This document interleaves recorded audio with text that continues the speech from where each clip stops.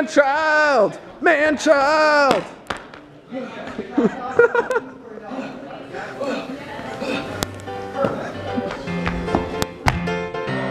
Hey, YouTubers.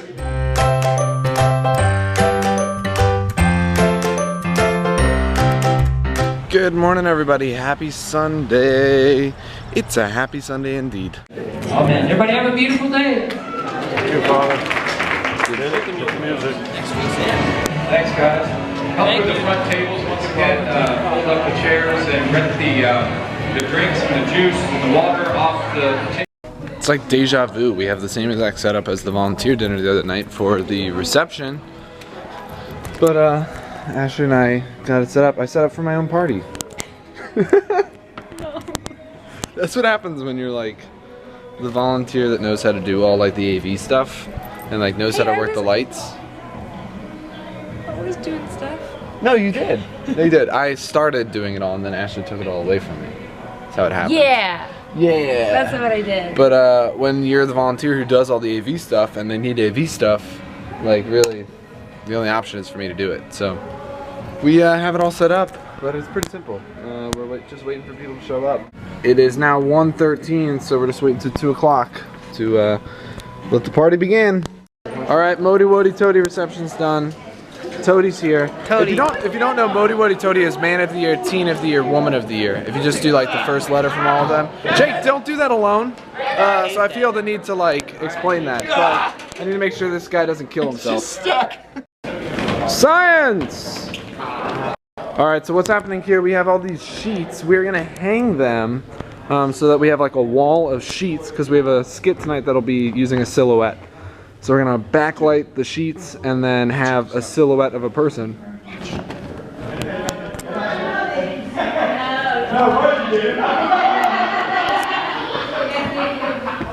best friend told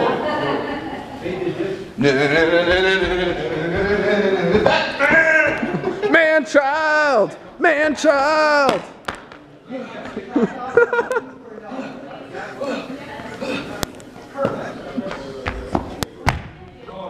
Hey, YouTubers.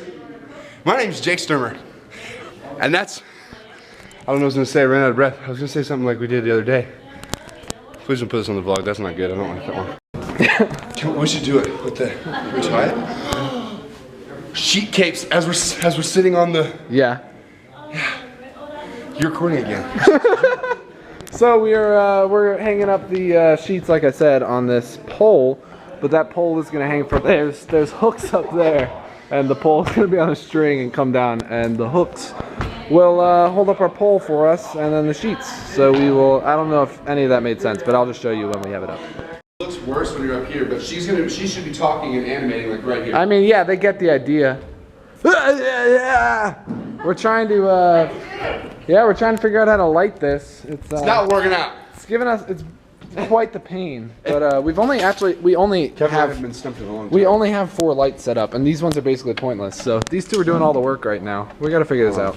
I felt it was wrong. It was because of the Catholic influence I had had in my life for all those years, all those Christ figures he had put in my life that I had just kind of ignored, but they were still there. And so he had been a part of my life the whole time and waiting for me to acknowledge this gift of faith that he kept offering me, but I just kept saying no to it, right? And it was in there that I came to realize that, and I didn't really understand this so much until I read St. Augustine and came to understand. St. Augustine said that those who don't believe in God have a reason why they don't want him to exist.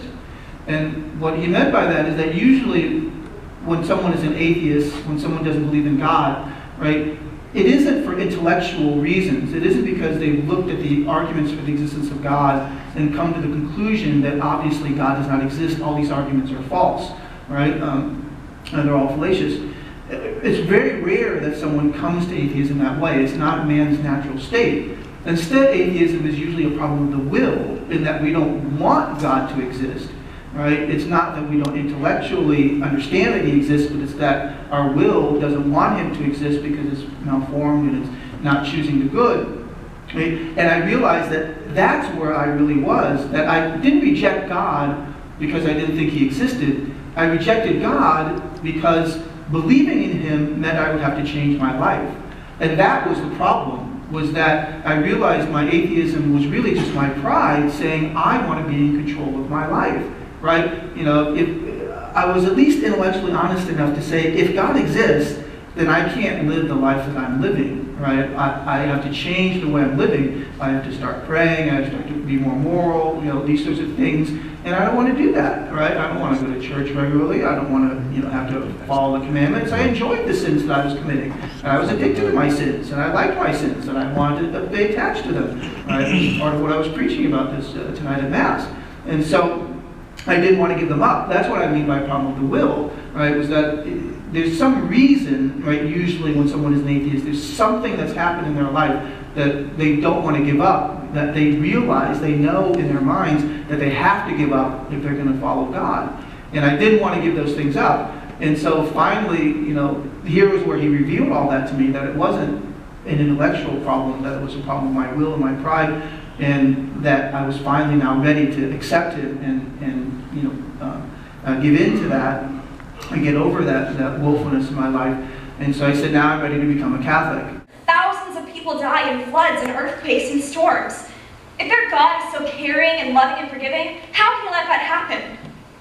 We don't know. We've seen videos and pictures of complete strangers risking their own lives to save others in those tragedies. We've seen reports about how thousands of people go to the parts of the world to bring food and clothing, build shelter, give money, and just hug them through the hard times. Isn't that a good thing? Well, yeah, but do thousands of people have to die so that one person can be good? Well, we often see thousands of people show up to these events, not just one, but maybe if that's what it takes, then yes.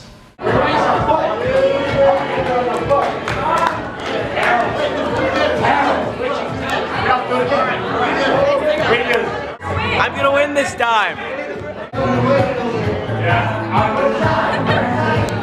You're right there, heavily weighted. This time.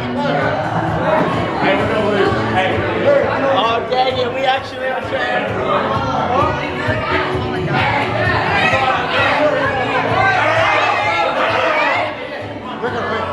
Trader? Yo, jump out over here. Yeah, no. Ready?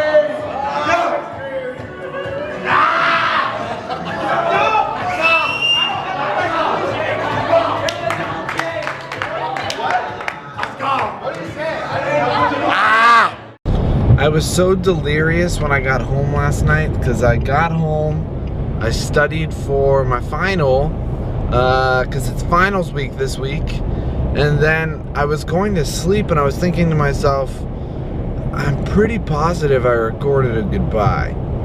I think I did, but I find out this morning that in my subconscious dream state, well, that's a lie because you're conscious when you dream, but in this delirious falling asleep state, I was totally wrong. I didn't record a goodbye last night. So here it is, goodbye.